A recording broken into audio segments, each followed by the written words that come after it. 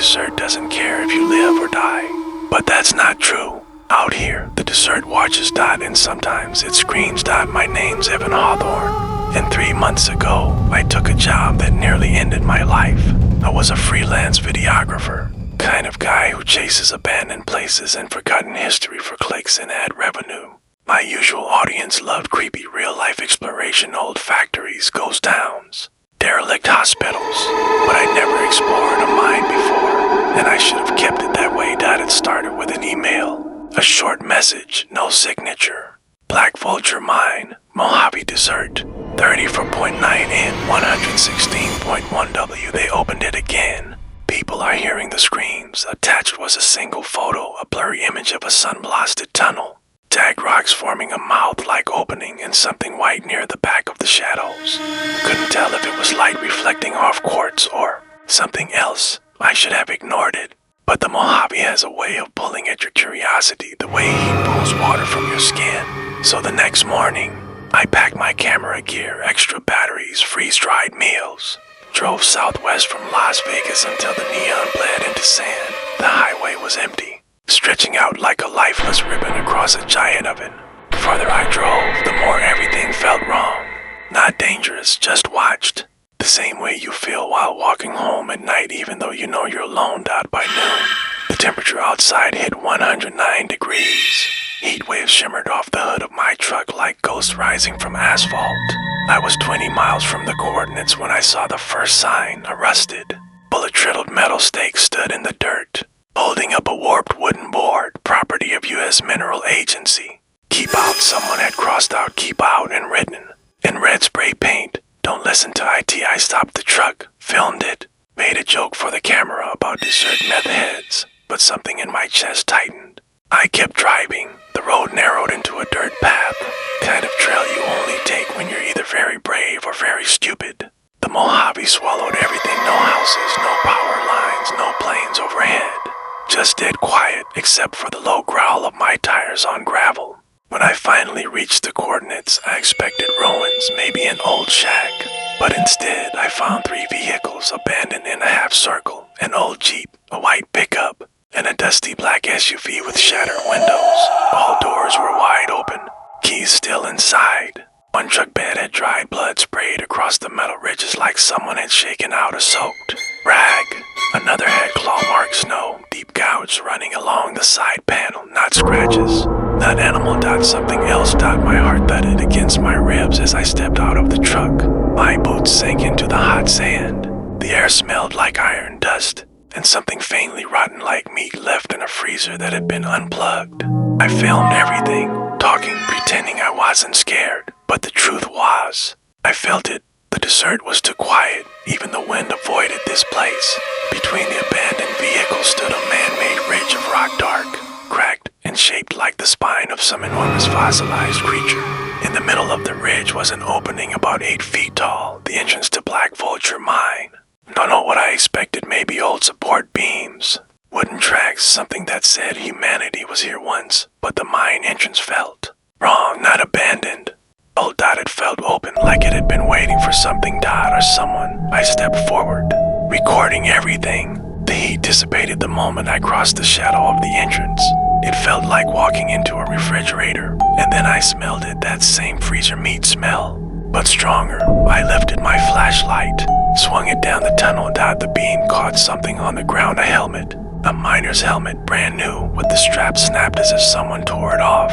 Then a shoe, a work boot, the laces ripped apart, dried blood on the inside. I crouched down. Jesus, whispered, my voice bouncing faintly down the tunnel. The sound traveled along. Long way, farther than it should have, and then it screamed, not in the distance, not deep inside the earth, but right behind me, a guttural, tearing shriek like metal grinding against metal mixed with a woman's voice being pulled apart. It vibrated through the stone. It shot down my spine like ice water. I spun around, flashlight shaking, nothing, nobody, just the dessert outside, still empty. But the scream didn't echo like a normal noise. It followed the walls, like something alive. I backed farther into the tunnel, my breath quick and shallow. Okay, this is probably coyotes, I whispered to my camera. Coyotes scream. They sound human. It's fine, but it was a lie. Coyotes don't scream like they're inside your skull. The temperature continued dropping as I moved deeper. My flashlight flickered even though the batteries were brand new.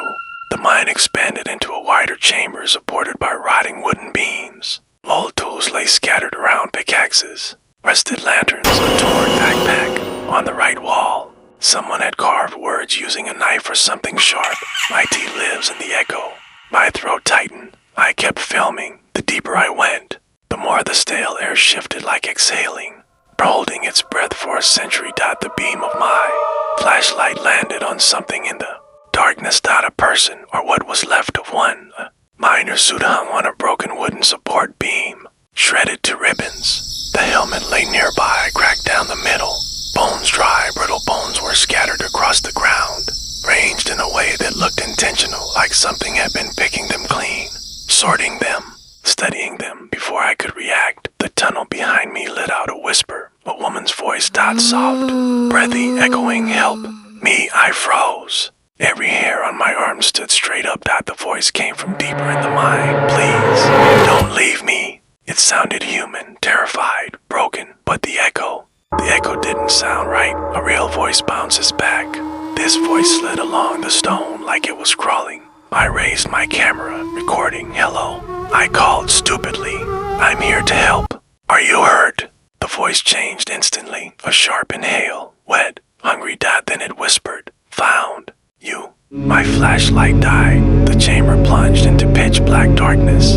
Kind of darkness that swallows light. Hold out behind me. SOFT, shuffling footsteps, not human steps. Not animal. Something dragging itself across stone, slowly, deliberately, coming closer. I fumbled for the backup flashlight in my bag. Hands shaking violently.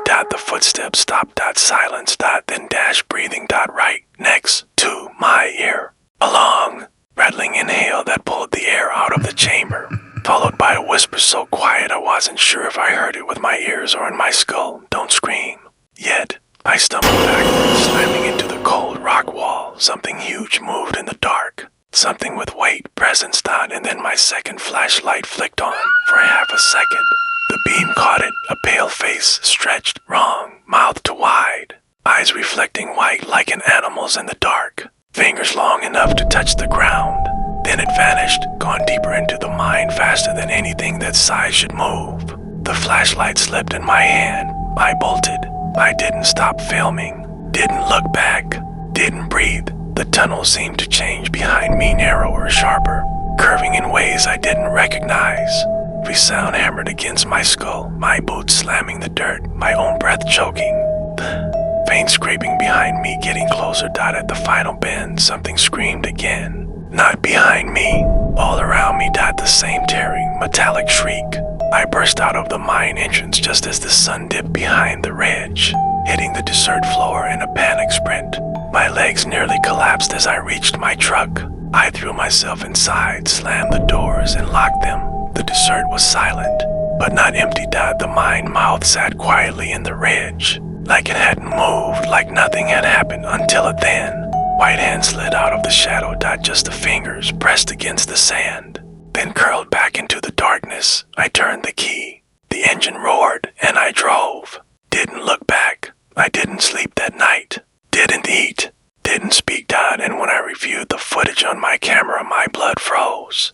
Because in the last 5 seconds before I escaped, when the flashlight flickered and shook, something whispered over the footage, "You came to find the screams. Now the screams will follow you." I didn't believe in curses before the mine, but 3 days after escaping Black Vulture Ridge, I learned something horrifying. You don't escape it, you bring it with you. I tried to pretend nothing happened, tried to edit the footage, upload my video, move on with my life, but the mine wasn't done with me.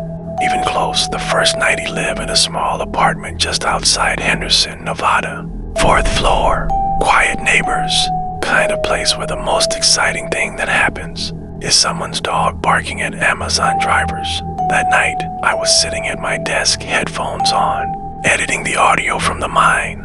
I had slowed down the scream I heard just to analyze it, to prove to myself it was a coyote, a trick of acoustics, but slowed down. The scream wasn't animal at all. It was words, twisted, warped, drowned in static. When I isolated the frequency, the voice became chillingly human. It whispered, "Go back." I ripped off my headphones so fast they nearly snapped. My heart hammered against my ribs. I slammed my laptop shut. The room went quiet, but then, very faintly, from the bathroom at the end of the hallway, a soft, drawn-out scrape, metal against tile, shed, like someone dragging something sharp across the floor. "Hello," I called, my voice cracking. "Who's there?" No response. Just one more scrape, shed. The bathroom door opened by itself, slowly creaking like it hadn't moved in 100 years.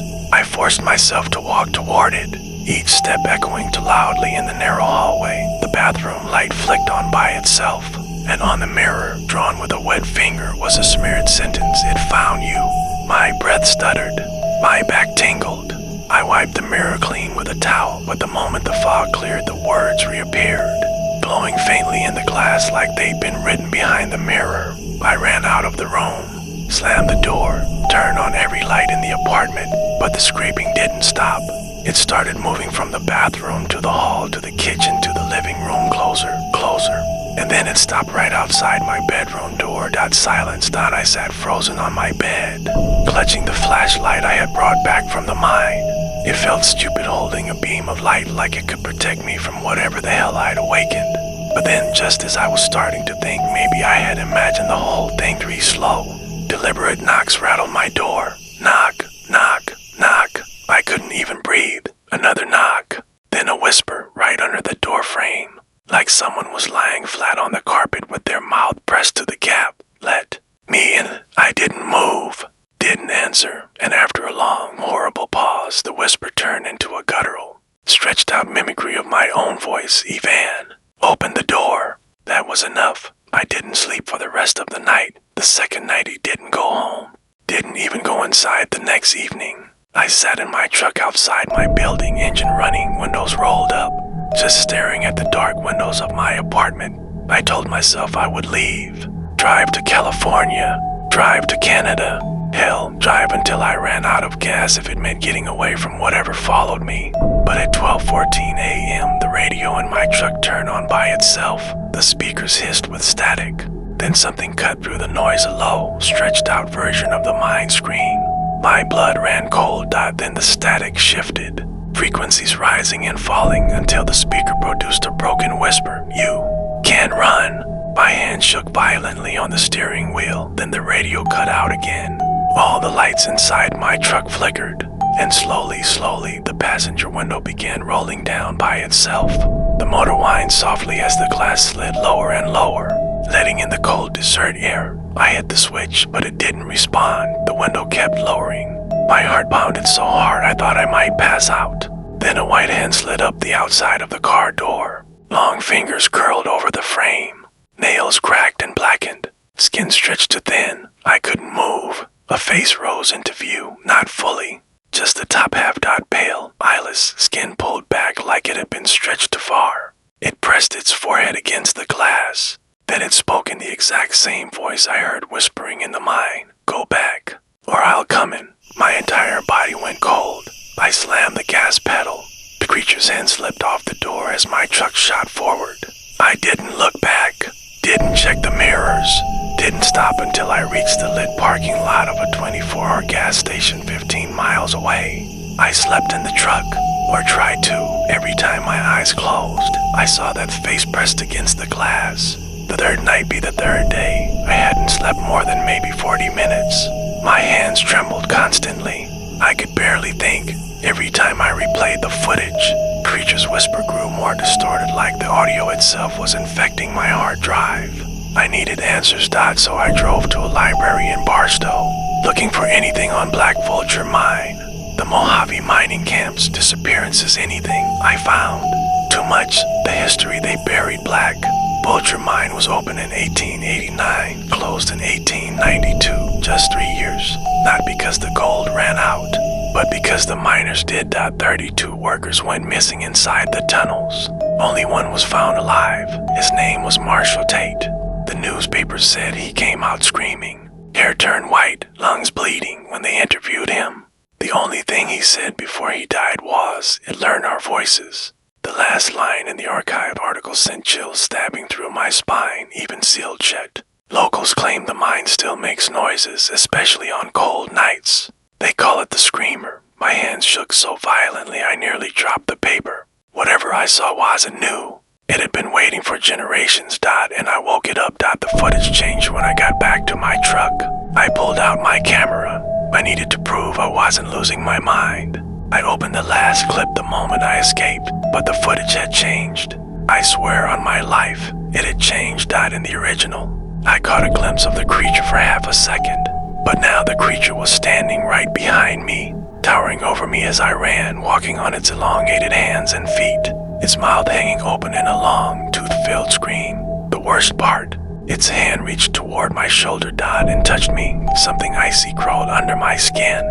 I replayed the clip again, heart racing, and this time, the creature looked directly into the camera lens. It whispered, "Don't press play again." I threw the camera onto the passenger seat like it was on fire. My breathing turned shallow. My chest tightened.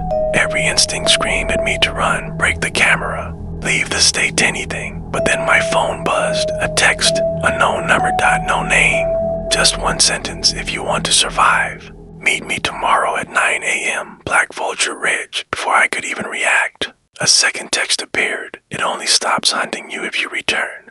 I stared at the glowing screen.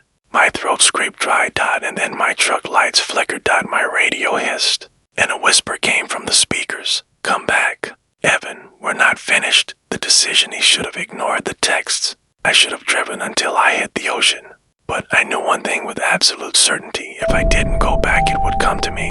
Every night, every mile, every breath, it would follow me wherever I ran, and eventually it would catch me, So the next morning, with no sleep, shaking hands, a desperate hope that I wasn't already dead, I packed my gear, loaded extra batteries, and drove back toward the Mojave Desert, toward the mine, toward the screams, toward whatever was waiting for me at Black Vulture Ridge. But as I approached the ridge, dust swirling behind my tires, the abandoned vehicles came into view. Again, except this time there was another car parked among them, silver, clean, still, running, and standing in front of the mine. In trance was a woman, tall, black jacket, desert boots, holding a flare gun at her side. She turned toward me as I stepped out of the truck. "You're Evan?" she asked. I nodded slowly. She took a long breath. "Good. My name is Dr. Mara Keats." She lifted her chin toward the mine. "And if you want to make it out alive, you're going back in with me."